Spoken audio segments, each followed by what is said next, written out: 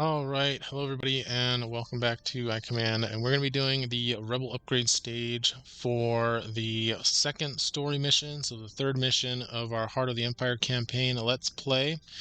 So we just finished Imperial Entanglements. We got 1 XP and I believe 500 credits from that mission.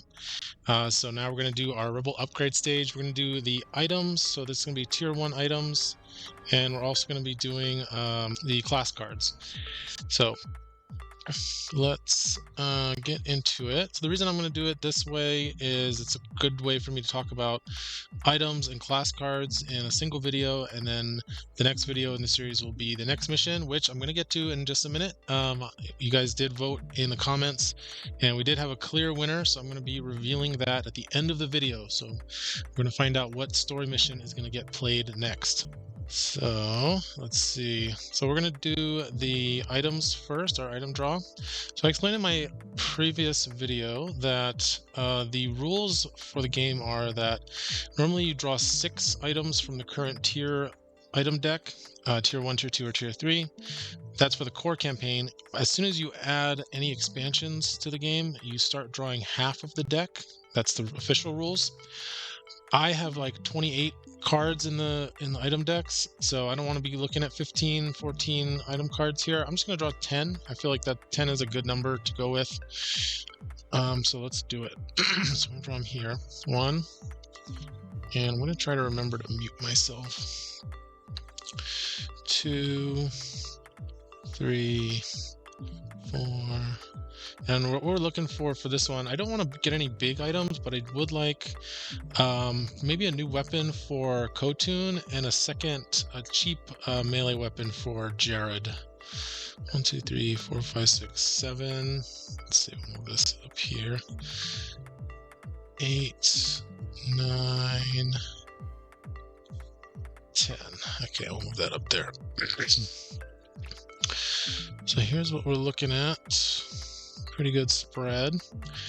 We've got survival gear, hand cannon, combat coat, tactical display, armored gauntlets, charge pistol, underbarrel HH4, marksman barrel, DDC defender, and portable med kit. So standouts here, obviously tactical display is a fantastic item pickup for tier 1. It would be really good on Jin. We only have 500 credits though. We already got Jin the DL44, so we don't need a new gun for her. Oh, but the underbarrel. But we already have the shrapnel rounds for Drakata. We could get underbarrel for Ko-Tun for the service rifle and kind of be playing into the blast of Drakata.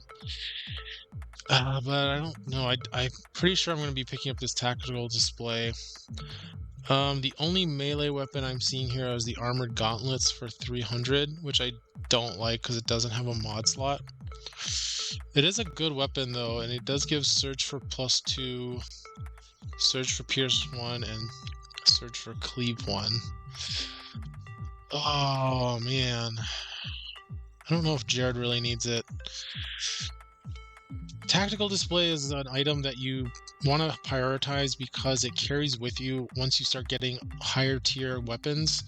You can attach it to those weapons, whereas if you start getting low tier weapons, like, yeah, you can sell them, but you're not going to carry them with you into the end of the campaign usually, or at least you really don't want to. Let's see, portable med kit. This is just literally a med pack from the app. Survival gears. Let's see, is that what I think? No, never mind. That's not what I was thinking. No, this is terrible. I mean, it's, yeah, 250. No. Combat coat. I really don't want to. I mean, we do need some armor for some of these figures, especially Jin really wants a piece of armor, but I don't think combat coat is really what you want. Let's see. Yeah, I think this gun is not great.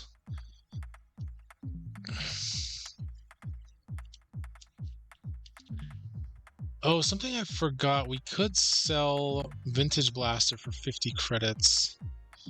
since we don't really need it that much anymore, although we might need it. Let's not do that. I think we're just going to get the tactical display. I think that is a really good weapon and worth picking up. And then we'll save 200 credits, and hopefully we can get some really good stuff on the next draw. Because next time, if we look at the campaign guide, we're going to be getting Tier 1 and Tier 2 on the next set of items. And I'm sorry if it's hard to read. Let's see, maybe I can zoom in on these before I send them away. Here we go. There. Hopefully you can get a better look, but you know, again, you can always look it up. I'll zoom in here again to show you guys what we're looking at. Hand cannon we don't want for any of these figures. That's more of something that Onar might want. We don't need the charge pistol because we got the way better DL44. Underbarrel is enticing.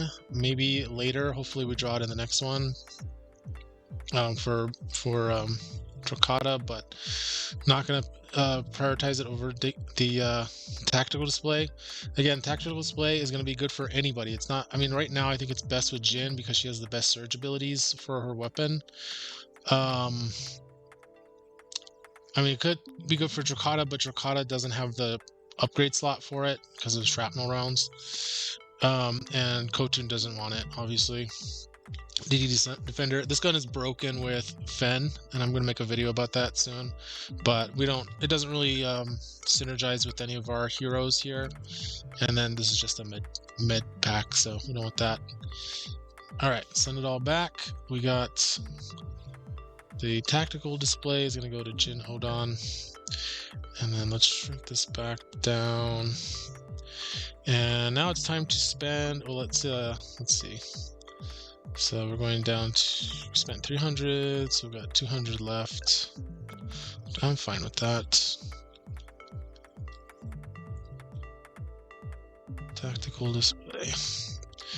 Alright, let's look at our class cards. So we've got some XP to spend. We'll start off with Dracata here.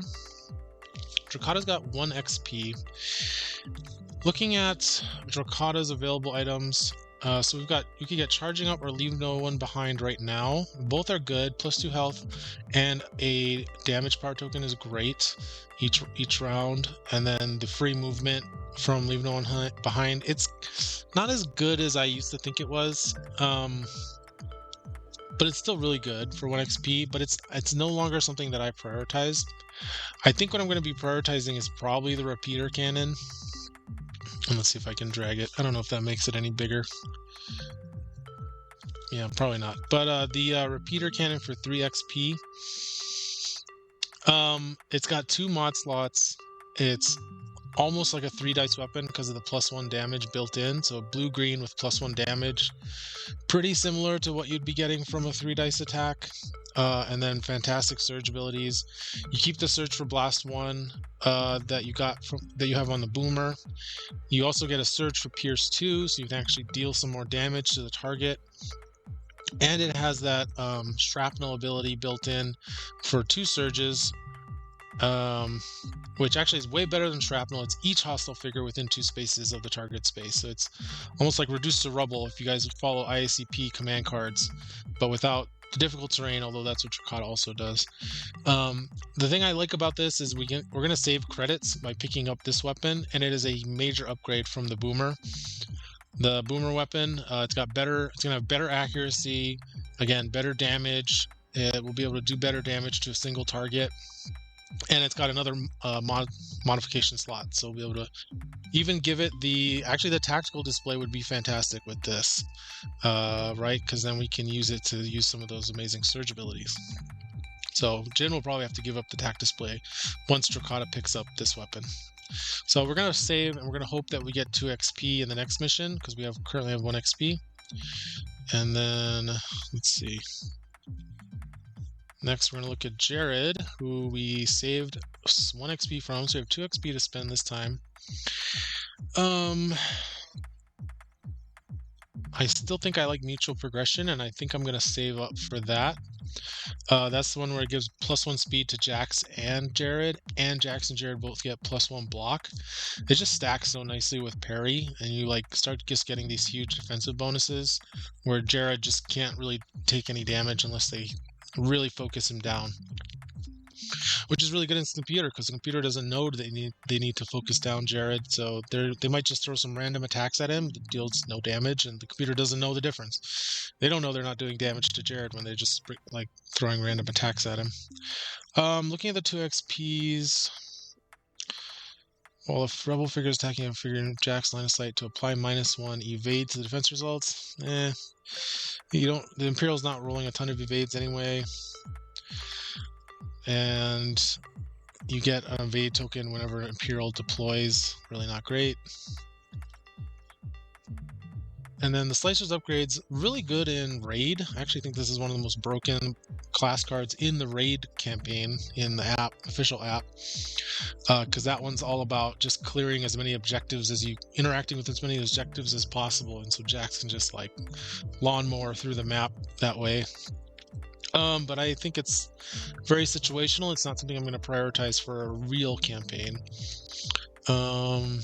So yeah, I think I'm looking forward to mutual progression here, and I'm gonna, again, hope we get 2 XP from the next mission.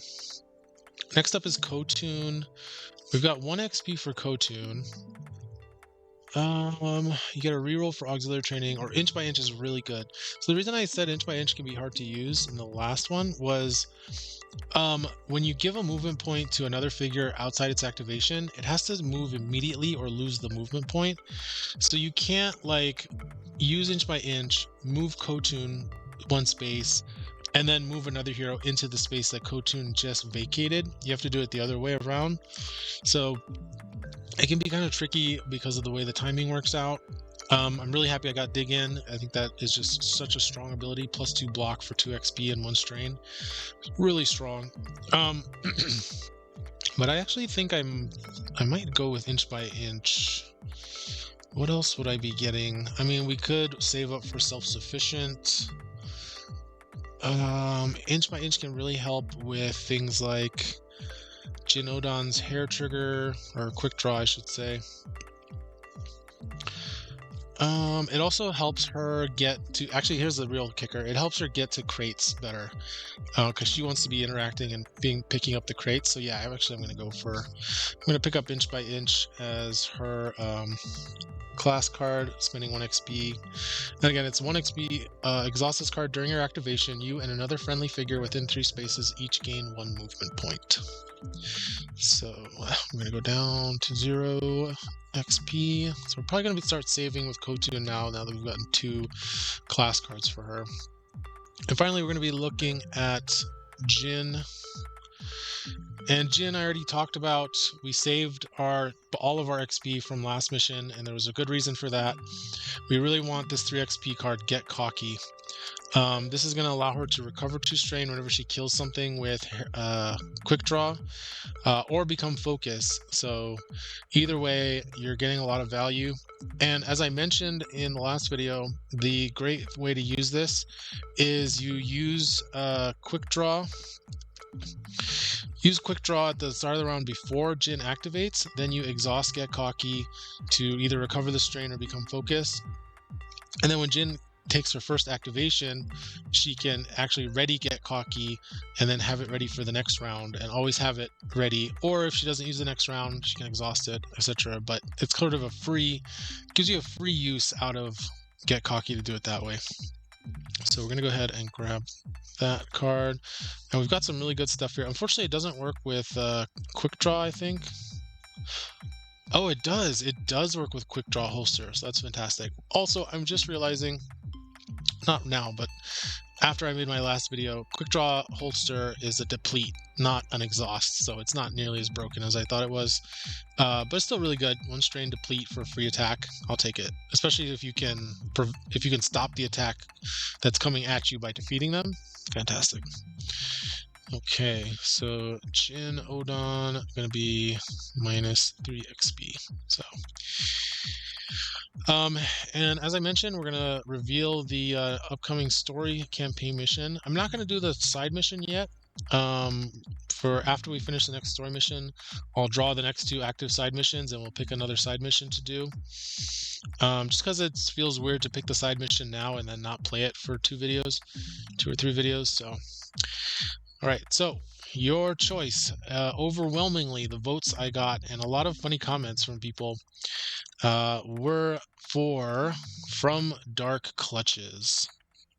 So this is going to be the next story mission. The next video in this series will be playing the story mission From Dark Clutches. I had somebody say, for you, it has to be Dark Clutches. I had Stefan himself from Board Wars tell me if I haven't played the mission or haven't in a while, I should play Dark Clutches. I have a feeling I have played it. I think I played all of the missions in Heart of the Empire, but it's got to have been like 4 or 5 years at this point. So I think it's going to be like, I'm not going to know what's coming, but then when it happens, I'm going to be like, oh yeah, I remember this, and wow, that's crazy, or whatever. I don't know. Everybody's alluding that it's going to be pretty nuts. So, all right, everybody, thanks for watching. I hope you enjoyed watching me upgrade my rebels, and we'll see you for the next mission.